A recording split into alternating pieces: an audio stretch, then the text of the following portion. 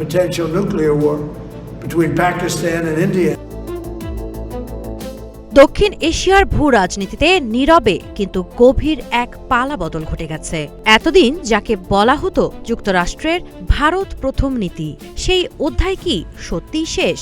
মার্কিন সংবাদ মাধ্যম ওয়াশিংটন টাইমস বলছে, হ্যাঁ, ২০২৫ সাল থেকেই যুক্তরাষ্ট্রের কৌশলগত কম্পাস ঘুরে গেছে পাকিস্তানের দিকে।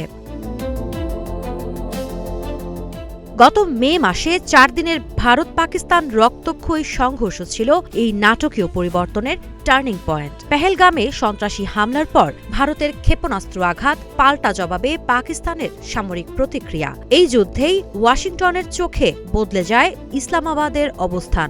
ওয়াশিংটন টাইমসের ভাষায়, পাকিস্তানের সেনাবাহিনীর শৃঙ্খলা, কৌশলগত লক্ষ্য ও যুদ্ধক্ষমতা মার্কিন প্রেসিডেন্ট ডোনাল্ড ট্রাম্প এবং শীর্ষ কর্মকর্তাদের অবাক করেছে।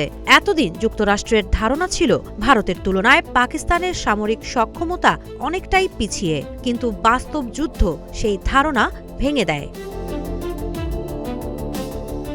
প্রতিবেদন বলছে ২০২৫ সালের শুরুতেও যুক্তরাষ্ট্র পাকিস্তানকে দেখত একঘরে, রাজনৈতিকভাবে অনিশ্চিত এবং তালেবান সংশ্লিষ্ট দেশ হিসেবে। অথচ বছরের শেষ দিকে সেই পাকিস্তানই আবির্ভূত হয়েছে যুক্তরাষ্ট্রের অন্যতম কৌশলগত মিত্র হিসেবে। ওয়াশিংটন টাইমস সরাসরি বলছে, যুক্তরাষ্ট্র পাকিস্তান সম্পর্কের এই রূপান্তর মার্কিন পররাষ্ট্রনীতির ইতিহাসে অন্যতম দ্রুততম পরিবর্তন।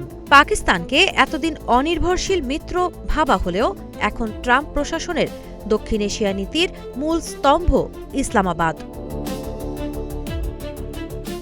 প্রশ্ন উঠছে, এই নীতিগত ইউটার্ন কি ভারতের জন্য কূটনৈতিক ধাক্কা? আর দক্ষিণ এশিয়ার শক্তির ভারসাম্যই বা কোন দিকে যাচ্ছে?